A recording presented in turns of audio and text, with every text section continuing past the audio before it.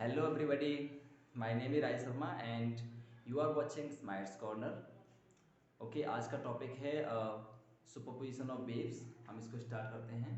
ये superposition of waves क्या होता है? सी, किसी भी मीडियम में एट ए टाइम एक पार्टिकल है, मान लेते हैं।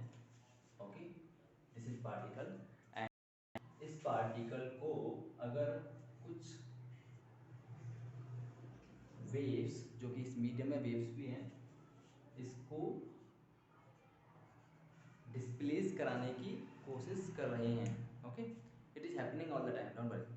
सो अगर इस पार्टिकल को ये सभी के सभी वेव्स डिस्प्लेस कराने की कोशिश कर रही हैं और ऐसी कंडीशन में अगर हम इस पार्टिकल का डिस्प्लेसमेंट जानना चाहते हैं कि कैसा होगा, तो हम क्या करने वाले हैं, हम इन इंडिविजुअल वेव्स का एडिशन कर देंगे वेक्टर के लॉज से। Okay, the vector law of addition की हेल्प से हम इन वेव्स को ऐड कर देंगे।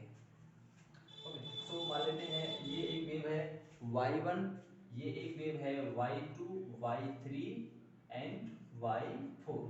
अगर हम इन सभी वेव्स को वेक्टर की हेल्प से ऐड करें लाइक दिस, तो हमें एक रिजल्टेंट डिस्प्लेसमेंट मिलेगा। ओके, वो रिजल्टेंट डिस्प्लेसमेंट किसका डिस्प्लेसमेंट होगा? उस पार्टिकल का।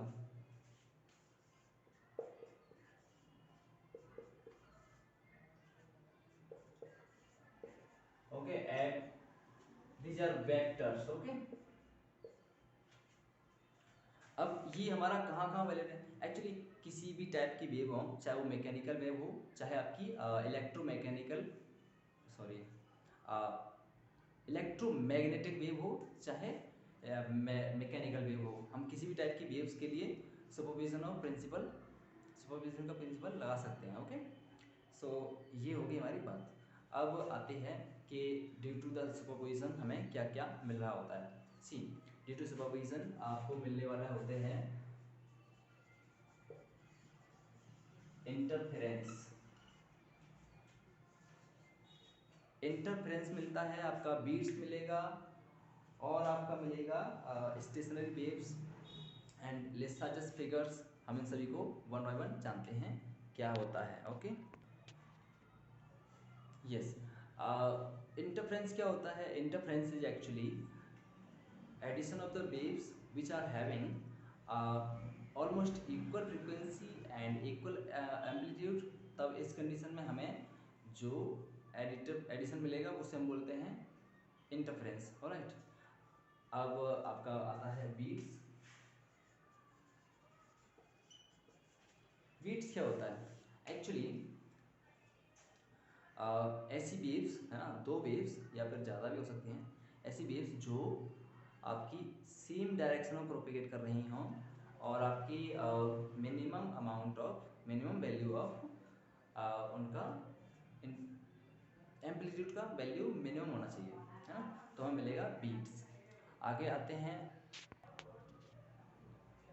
देखो आगे मिलेगा हमें आपको स्टेशनरी वेव्स।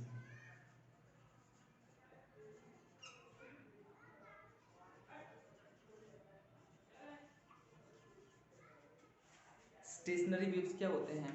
सी, जब आपकी दो वेव्स है ना अपोजिट डायरेक्शन से आ रही होंगी, है ना, एंड इक्वल मैग्नीट्यूड होगा अगर उनका, है ना, equal magnitude of the amplitude, तो इस कंडीशन में वो दोनों ही वेव क्या करेंगे, एक दूसरे को कैंसिल आउट कर देंगे और इस केस में हम बोलेंगे कि this is an standing wave.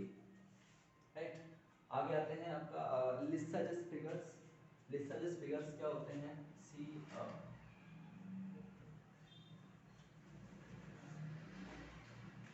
कोई भी दो वेव अगर